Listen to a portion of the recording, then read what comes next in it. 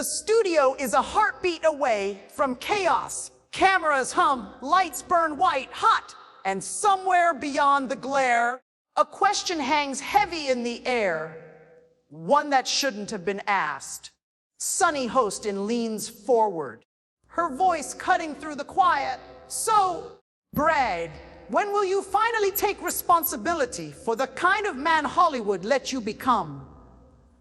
For a moment, silence reigns.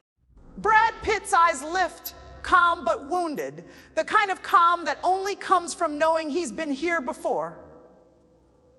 Judged, dissected, misread, the audience shifts in their seats, unsure if they just witnessed a misstep or a provocation. He inhales slowly, no defense, no argument, just a breath. His microphone catches the faint sound of it, intimate and unguarded. The other hosts look toward Sunny, mouths half open, as if trying to pull the words back before they reach him. Brad places his hands flat on the table, steady. That's enough. The words are soft, not shouted, but they ripple like thunder through the set. He rises, measured, deliberate. Cameras scramble to reframe. Producers wave frantically off screen. The studio lights flicker against his silhouette as he walks toward the wings, each step echoing louder than the question that broke the moment. The co-hosts sit frozen, eyes darting between each other, trying to process the unfolding spectacle. Whispers ripple through the audience. Is he serious? Is this real? The air hums with disbelief, the kind that crackles before headlines explode. And then, just before he disappears from view, Brad glances back, not in anger, but in quiet disappointment, as if the whole spectacle said more about the world than it ever could about him. But what led to this shocking exit wasn't just one question. It was years in the making. It hadn't started as a confrontation. Just another morning segment, lights bright, laughter easy. The kind of surface warmth talk shows are built on. Brad leaned back in his chair, amused as the hosts traded jokes about his latest project. A film about redemption, rebuilding, the kind of themes that made America feel good about itself. He smiled modestly, the picture of grace under celebrity scrutiny. For a while, it was effortless. The audience laughed at every self-deprecating quip, the host charmed by his composure. Sunny Hostin's eyes, though flickered with a different energy, measured, probing, waiting. When she finally spoke, her tone was polite but edged. Brad, your film talks about healing. But don't you think Hollywood still lets men like you off too easily? The laughter thinned. The other hosts exchanged glances, subtle but sharp. Brad didn't flinch. He leaned forward slightly, his voice even. I think healing's something everyone's got to earn. Fame doesn't make it free. It was a thoughtful answer, but it didn't satisfy her. So then, she pressed. What does accountability look like for someone with your privilege? Her phrasing was deliberate, your privilege. The studio audience quieted, the rhythm of the segment collapsing into tension. Brad nodded slowly, a smile ghosting at the corner of his mouth.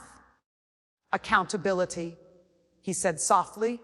Who's in about how loud you apologize? It's about what kind of person you try to be when no one's watching. There was power in his calm, the kind that exposes imbalance without ever raising its voice.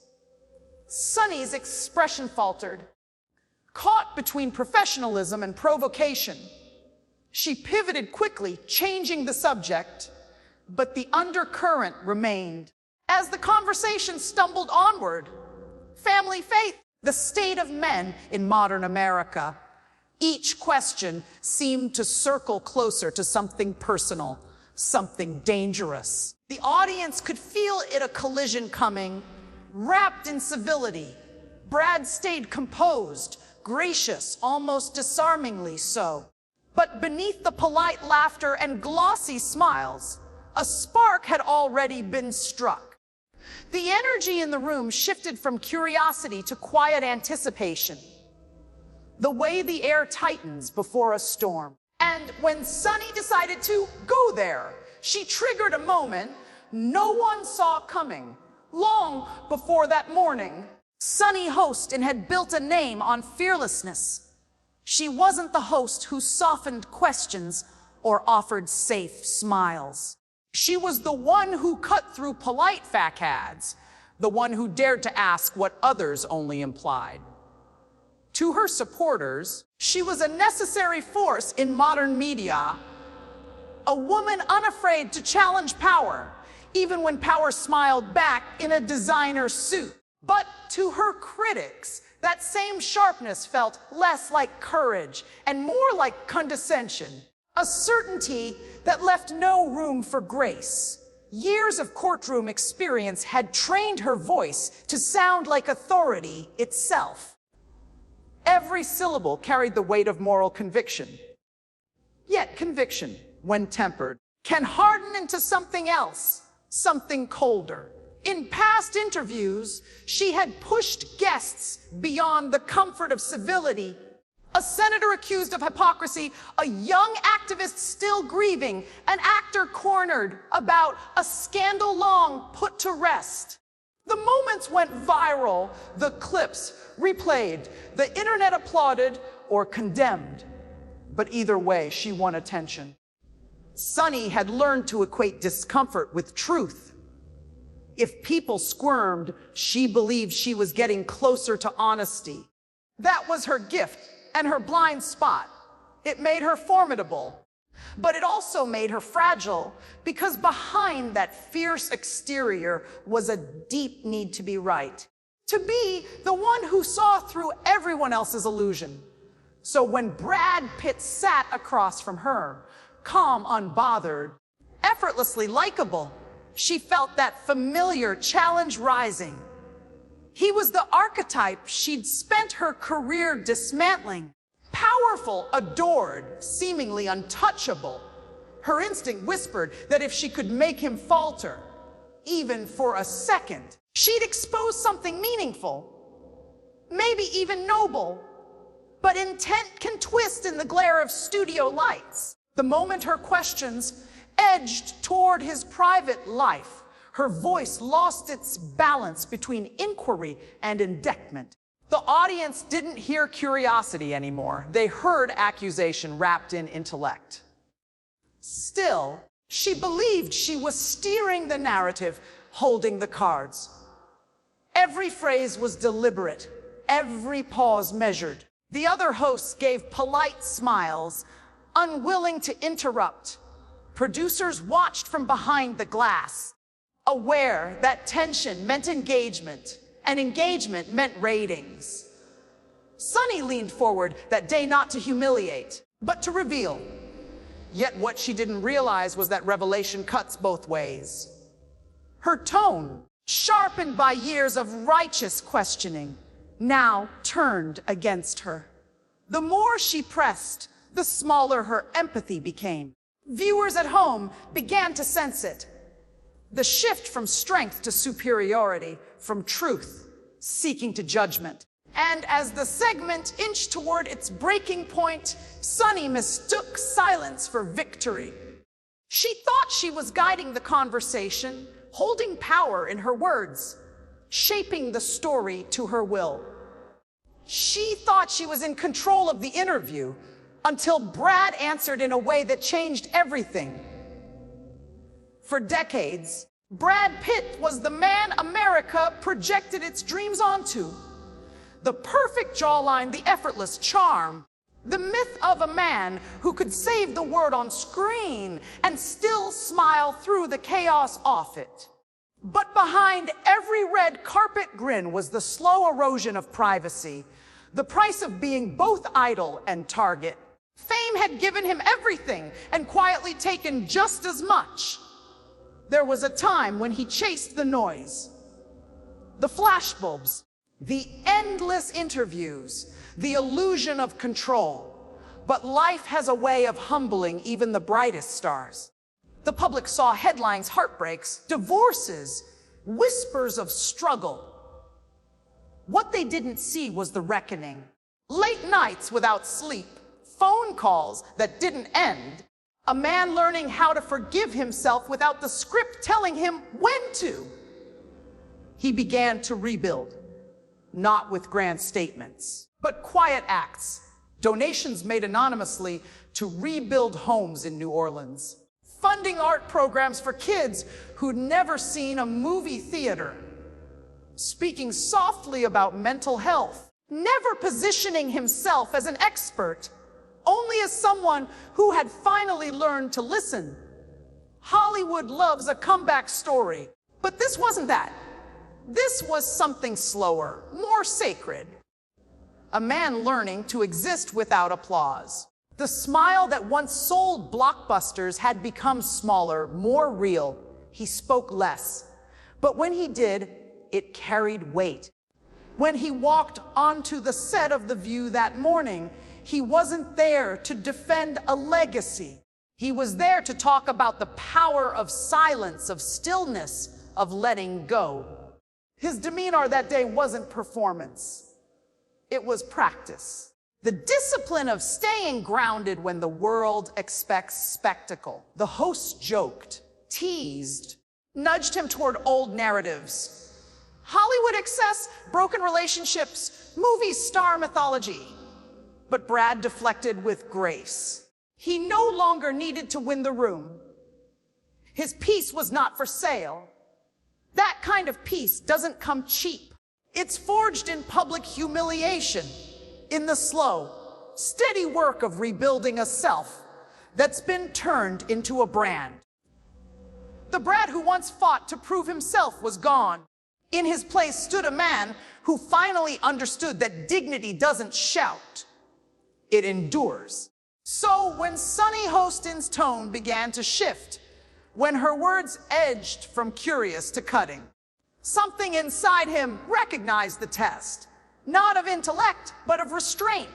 He knew the old version of himself, the younger, tempered one, might have sparred back, defended, snapped.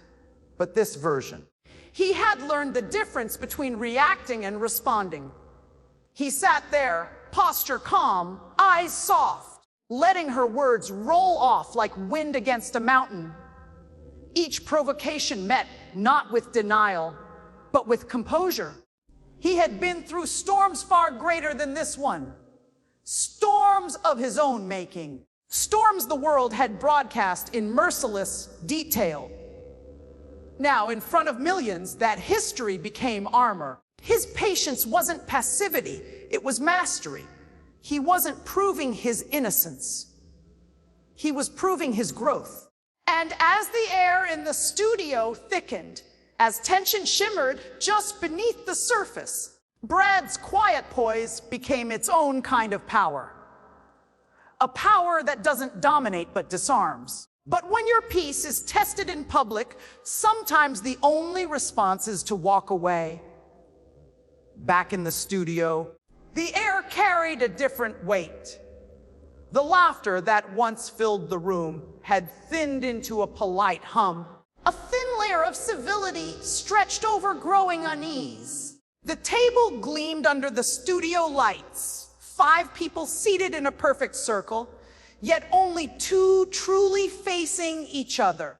Sunny Hostin leaned forward, her expression poised but her eyes sharp, like someone ready to pounce with a question rehearsed too many times in her head. Brad, she began, voice smooth, deliberate. Some say your silence on certain issues makes you complicit. The sentence dropped into the air like a spark into dry grass. The other hosts glanced at each other, tiny flickers of discomfort masked by professional smiles. The audience didn't know whether to clap or stay quiet. Somewhere behind the cameras, a producer mouthed a silent prayer that this wouldn't spiral. Brad didn't rush to answer. He simply breathed, his gaze steady but not defiant. The silence stretched long enough to make every heartbeat in the room feel amplified. Then, in that stillness, he spoke. "I think," he said slowly, "that sometimes silence isn't complicity, it's compassion. Not everything worth saying needs to be said in front of a camera." A murmur ran through the crowd, some nodding, some frowning.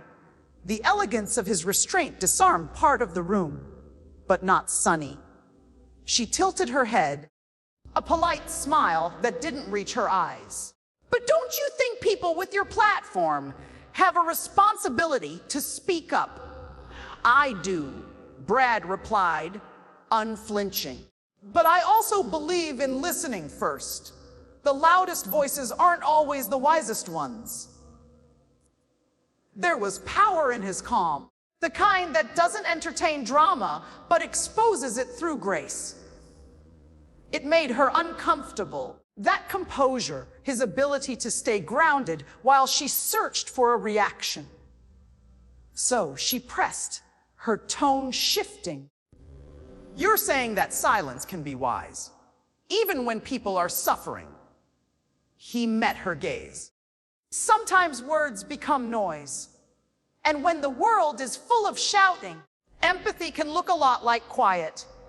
That line lingered in the air, poetic, inconveniently human. The audience reacted, a low collective murmur, part admiration, part surprise.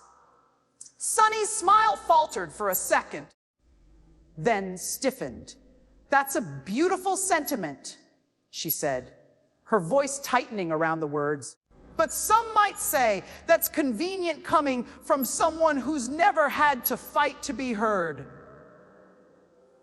Brad's eyes softened, but his expression didn't change. "Everyone fights for something," he answered gently. "Some battles just don't happen on television." There it was again, that unshakable calm that made confrontation look small. The crowd shifted, captivated by the tension not of raised voices, but of two opposing worlds clashing in slow motion. Sunny tried to steer it back, but every attempt slid against his restraint. "So, what do you say to people who think Hollywood preaches compassion while living above consequence?" Brad gave a faint smile. "I'd say compassion isn't owned by Hollywood. It's a choice. And it's open to everyone, even the ones who doubt it." It wasn't the kind of answer she wanted. She had built the moment for escalation, for spectacle. But he refused to give her that. His words were too measured, too honest. The audience leaned in, sensing something unspoken happening beneath the conversation. Sunny shifted again, her professionalism fraying at the edges. Her next question came sharper, faster, meant to pierce rather than probe. "So if you won't speak out, are you protecting your image or your comfort?" The audience gasped. It was the kind of question that signaled a turning point. Brad looked at her for a long, unbroken second. The silence that followed wasn't hesitation. It was judgment without cruelty. "I'm protecting something," he said finally, his tone calm, unwavering. "But it isn't comfort." The room seemed to hold its breath. Cameras zoomed in. Every face reflected the same quiet disbelief, the sense that something profound and dangerous was about to unfold. And then came the question that crossed every line. Sunny's next words carried the weight of something more than curiosity. They carried the sting of accusation. Her tone was smooth, but her eyes betrayed it. The kind of cold resolve that comes when someone decides to land the blow, no matter the cost. So tell me, Brad, she began, leaning forward with the careful poise of a prosecutor rather than a host. How do you preach compassion when your own family has accused you of being absent? When your silence doesn't just hide your opinions, it hides your guilt. The question hung in the air like a siren, sharp enough to slice through the hum of the cameras. The audience gasped, an involuntary sound, collective and electric. The co-hosts shifted in their chairs, faces stiff with disbelief. Somewhere in the control room, a producer cursed under his breath. Brad didn't move. For a heartbeat, 2, 3, he just sat there. His expression didn't harden, it softened. And the silence that followed was so absolute, it seemed to swallow the oxygen from the room. The lights hummed overhead, and the audience sat suspended between discomfort and awe. He finally spoke, his voice low, even, unshaken. You don't have to tear people down to prove your point. It wasn't a counterattack. It was a mirror, held up with devastating gentleness. Sunny blinked, momentarily thrown off script. The words echoed in the space between them, and something shifted, not in volume, but in weight. The audience could feel it, a truth, so calm it roared. Brad smiled faintly, not out of arrogance, but clarity. We're all just trying to figure it out, he continued. But sometimes, when you confuse pain for power, you end up hurting the very people you claim to defend. That was the moment. The line that broke through every layer of performance, politics, and media polish. The audience didn't clap, they couldn't. They were too busy absorbing what had just happened. Sunny's lips parted, as if to respond, but no words came. For once, the woman who never lost control of a segment was struck silent. Her authority wilted under the weight of something quieter, grace. Brad exhaled, eyes scanning the room. Not in triumph, but in farewell. He reached up, unpinned the microphone from his collar. The small click of its release felt louder than any applause. He set it on the table, the gesture deliberate, ceremonial. And then he stood. The camera followed instinctively, tracking the slow, confident rhythm of his steps as he turned toward the stage exit. Every movement radiated composure, as if he weren't walking away from an argument, but walking toward peace. The crowd whispered, phones came out, hearts raced. Even the lights seemed to dim in his wake. He paused at the edge of the set, turned slightly, and looked back. Not at Sunny, not at the co-hosts, but somewhere beyond them. His eyes met the audience. He gave a small nod, a look that said, I'm done playing this game. Then he was gone. For a moment, no one breathed. The studio felt hollow, like a church after confession. The co-hosts sat frozen, unsure whether to cut to commercial or pretend nothing had happened. It was Whoopi who finally broke the silence, clearing her throat softly, voice careful. Well, that was unexpected. Nervous laughter fluttered from the audience. But the tension didn't fade. Everyone knew they had witnessed something different. Something too real for daytime television. By the time the show cut to break, clips were already making their way across social media. Viewers at home had recorded the moment, uploading it within minutes. The internet caught fire. Brad Pitt just walked off the view like a saint leaving the temple. He didn't lose his temper. He rose above it. This is how you handle provocation, with dignity. Others debated, defended, dissected. The culture machine whirred to life, feeding on the fragments of one man's silence. Yet through all the noise, One thing was undeniable: the power wasn't in what Brad said. It was in what he refused to say. And as the cameras faded to black, the echo of his words lingered like a challenge to everyone still seated at that table. But the real explosion happened after he left the studio. By the time the East Coast sun dipped below the skyline, the internet had already decided something seismic had happened on live television. 38 seconds long, spread across every platform like wildfire. Brad Pitt, calm as ever, saying, "You don't have to tear people down to prove your point."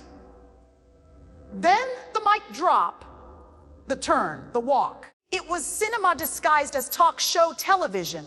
On TikTok, it became gospel.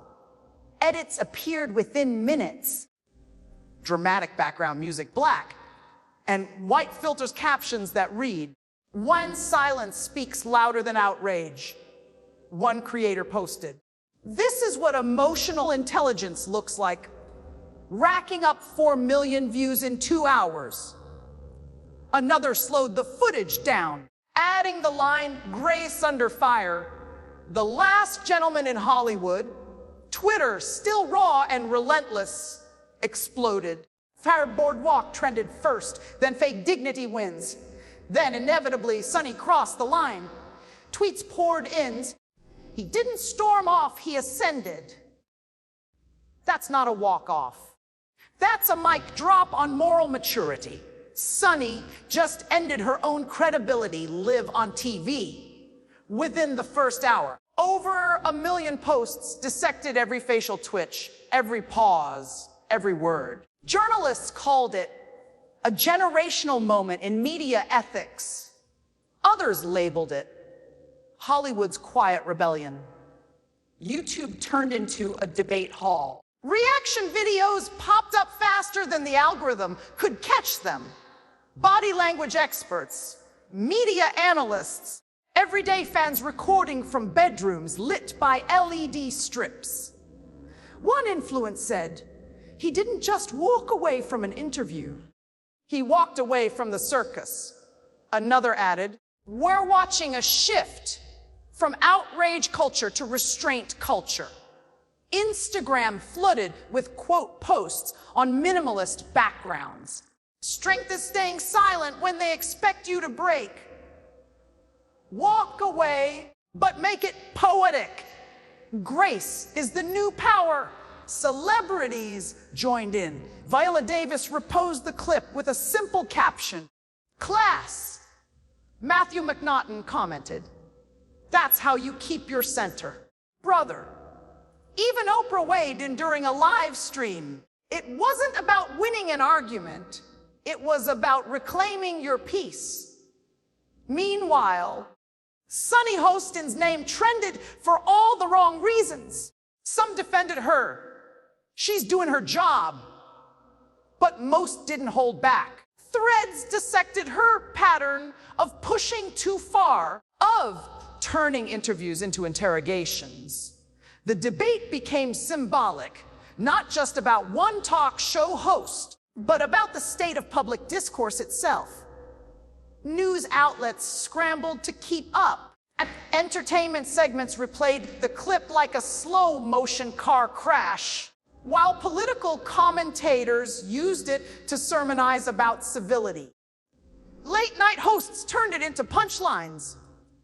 Brad Pitt did what we all dream of doing, walking out mid-argument with dignity still intact. Then came the corporate panic.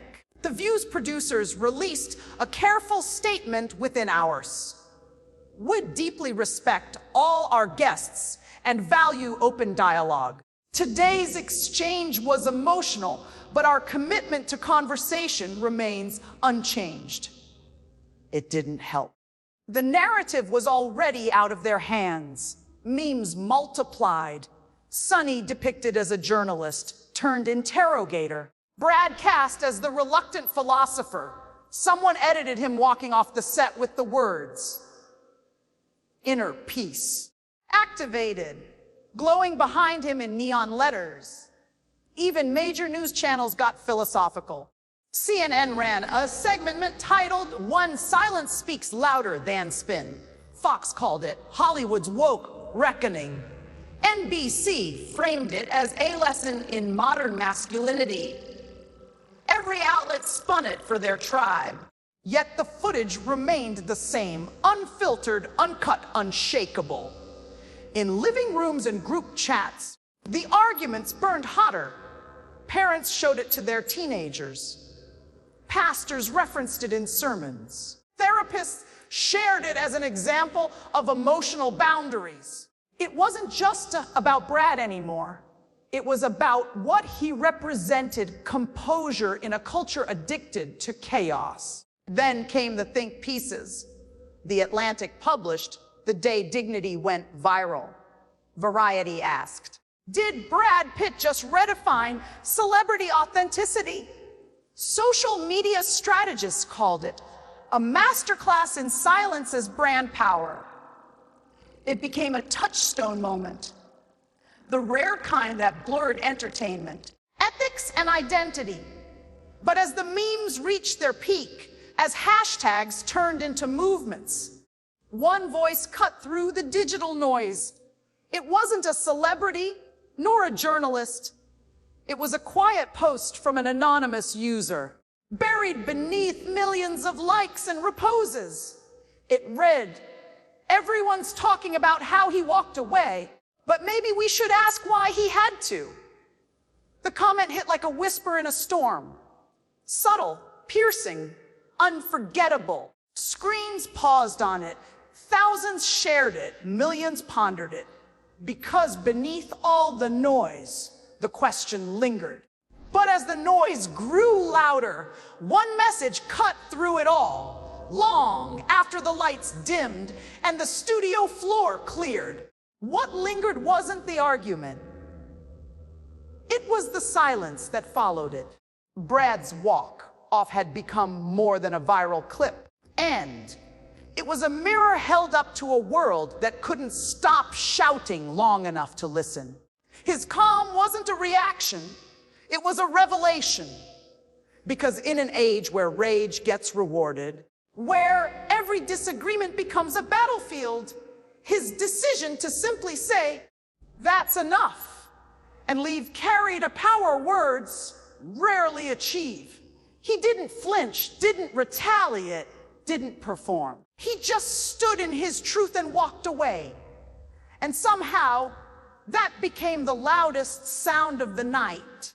Commentators called it the quiet revolution. Others said it was masterclass in emotional maturity. But for millions watching, it felt like something deeper, a reminder of what dignity looks like when the world dares you to lose it. It wasn't about politics. It wasn't about celebrity. It was about composure, the kind forged in humility, not headlines. Brad's silence didn't mean surrender. It meant strength, refined by years of being misunderstood, blamed, dissected, and yet still choosing grace over retaliation. Somewhere between outrage and applause, his message became clear. Walking away isn't weakness, it's wisdom. It's the refusal to dance to someone else's chaos. Online, people began sharing their own stories. One woman wrote, "I watched that clip right after a fight with my boss. I realized I don't have to prove my worth by yelling back." Another posted, "He reminded me that peace is a boundary, not a prize." These weren't just comments. They were confessions from a generation exhausted by confrontation, hungry for composure. And maybe that's why it resonated so deeply. Because behind the headlines, we're all tired of being told that victory belongs to the loudest. We crave proof that gentleness still wins. Brad gave that proof, not through defiance, but through discipline. For Sunny, the fallout was harsh. For Brad, it was clarifying. He didn't need to defend himself. The moment spoke louder than any interview ever could. Even those who disagreed with him couldn't deny it. The man who once played heroes had quietly become one. The irony, of course, was that this wasn't a performance. There was no script, no PR team orchestrating restraint. It was raw humanity, one person choosing peace in the middle of provocation. And in that stillness, something universal surfaced, the idea that strength isn't about overpowering others, but mastering yourself. The segment that began as confrontation ended as contemplation.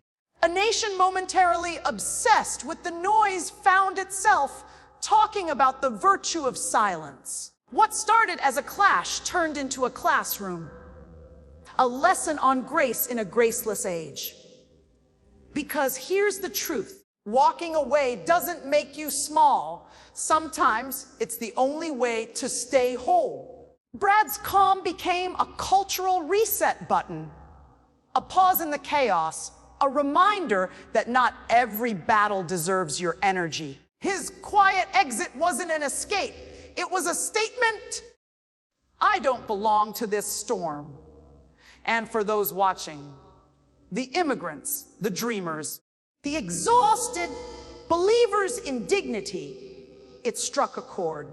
Because we've all been there. We've all been pushed to the edge, tempted to fight noise with noise.